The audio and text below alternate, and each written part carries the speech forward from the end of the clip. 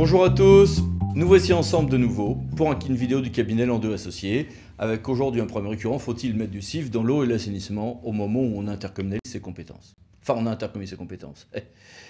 Ça dépend. Pour les communautés urbaines et métropoles, c'est déjà fait. Pour les communautés d'agglomération, c'est au 1er janvier 2020, sauf modification législative, que l'on aura l'intercommunalisation des compétences eau, assainissement et eau pluviale. Et puis pour les communautés de communes, un report est possible à 2026 de cette échéance de 2020, sous réserve qu'une minorité de blocage d'élus se prononce en ce sens. Si tout ceci vous paraît compliqué, allez donc voir sur notre blog, nous avons écrit des articles, nous avons fait des vidéos à cet effet. Et puis, du coup, dans beaucoup de territoires, presque toujours, on finit par un moment où, en réunion, quelqu'un signale que ça pose un problème de DGF, ça pose un problème de CIF, coefficient d'intégration fiscale. Et là, en général, c'est la panique. Alors, c'est quoi ce CIF? C'est un coefficient financier qui sert à calculer la DGF et qui se trouve à l'article L5211-30 du CGCT. Et, subrepticement, dans la loi de finances, s'est retrouvée insérée une réforme du CIF visant à ce que, dans le calcul du coefficient d'intégration fiscale, des communautés de communes se retrouvent la redevance d'assainissement dès 2020 et la redevance en matière d'eau potable dès 2026, alors que pour les communautés d'agglomération, c'est déjà le cas. Il y a déjà la redevance d'assainissement et que le législateur semble avoir oublié d'y insérer également la redevance en matière d'eau potable. Bien. Si on veut résumer à très grands traits ce coefficient, on dira que le voici. Voilà. C'est très résumé, mais en gros, c'est ça. Avec donc une insertion depuis 1999 de la redevance d'assainissement pour les communautés d'agglomération et en janvier 2020, même chose, mais cette fois-ci pour les comités de communes. Et pour les comités de communes, insertion également de l'eau potable en 2026, mais là on a un petit peu de temps devant nous. Imaginez maintenant une communauté. Voilà. Elle a en gros 100 millions d'euros sur son territoire d'impôts qui sont levés soit par la commune, soit par la communauté. Et à ces impôts, on assimile quelques redevances. Redevance de l'enlèvement des ordures ménagères et donc maintenant redevance d'assainissement pour les comités de communes. Pour les comités d'agglomération, c'est donc depuis 1999. Cette somme, elle est toujours en bas de la barre de fraction que voici.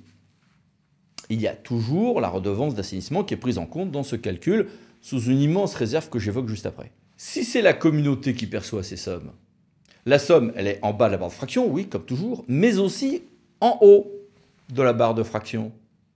Ça gonfle le CIF. Et donc, ça devrait gonfler la DGF. Nous allons voir tout à l'heure que ce n'est pas toujours le cas.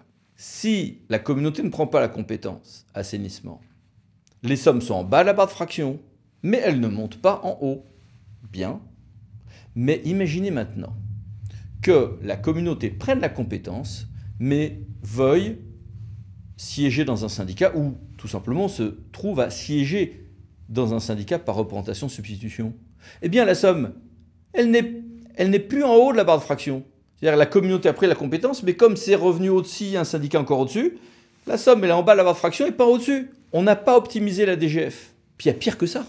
En 1999, le législateur, et en 2018, pour 2019, le législateur a recommis la même bêtise, tel que ce texte est formulé, en plus on a la part de la redevance assainissement hors part délégataire. C'est-à-dire que si j'ai une DSP, eh bien, la somme ne sera ni en haut ni en bas de la barre de fraction. Ça veut dire que si je suis une interco, j'aurai une préférence pour la régie, mais si l'interco ne gère pas elle-même la compétence, mais que c'est les communes ou un syndicat qui gère, la communauté aura peut-être une meilleure situation si dans ce cas-là on est en DSP. C'est totalement idiot. On ne va pas avoir la DGF qui va servir de critère pour savoir si on adhère ou pas à un syndicat au-dessus. Et même le fait que ce soit un critère pour le calcul de la DGF est très contestable. Ceci dit, relativisons. Parce que là, imaginez, on est en COPIL, on est en COTEC, on est en train de parler de l'intercommunalisation de l'eau et de l'assainissement, quelqu'un commence à tenir le discours que je viens de tenir. Tout le monde se dit, mais mon Dieu, mais alors, c'est un paramètre, il faut en tenir compte. Et c'est là qu'il faut que tout le monde sache raison garder. Pourquoi? Parce que presque toutes les communautés sont à la garantie ou à l'écrêtement. Ça veut dire quoi concrètement? Ça veut dire que l'État vous garantit que votre DGF, si elle doit baisser, elle va baisser un tout petit peu année après année. Si elle va monter un tout petit peu année après année. Selon des modalités qui ont été largement changé par la loi de finances pour 2019. Ça veut dire quoi? Ça veut dire que dans 95% des communautés, quand on se met à faire le calcul du CIF, on découvre que ça n'a pas d'effet sur la DGF, ou alors dans 5 ans, 7 ans. Et qu'à cette date-là, ma foi, le droit aura encore changé. Donc, est-ce que le CIF est à prendre en compte? Oui.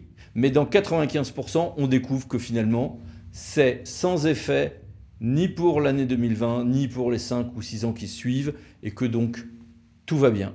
Donc, il est envisagé par un grand nombre de parlementaires de revenir à des choses plus simples et que le CIF soit nettoyé de ces questions de redevance d'eau et d'assainissement. Et ça serait effectivement beaucoup plus sain dans les discussions à venir en matière d'intercommunalisation d'eau et d'assainissement. Car à 1 an des élections, et alors même qu'on s'attend peut-être en plus à une nouvelle loi comme on s'y attend en ce moment, parce que le président de la République, le 7 mars 2019, à Gréoux-les-Bains, a annoncé de possibles assouplissements sur les questions d'eau et d'assainissement, alors que se tienne un second volet des assises de l'eau, tout le monde s'attend à ce que ces questions de CIF, qui encore une fois à court terme ne sont pas à dramatiser, qui sont à calculer posément en prenant en compte ces questions d'écrêtement et surtout de garantie à la baisse des montants individuels de DGF. Donc toutes ces questions-là sont à décrisper à court terme et à comprendre, c'est l'objet de la présente vidéo, en sachant qu'on peut espérer que la raison prévale également par la voie de modification législative. C'est tout le mal que je nous souhaite à tous. Merci, à bientôt, au revoir.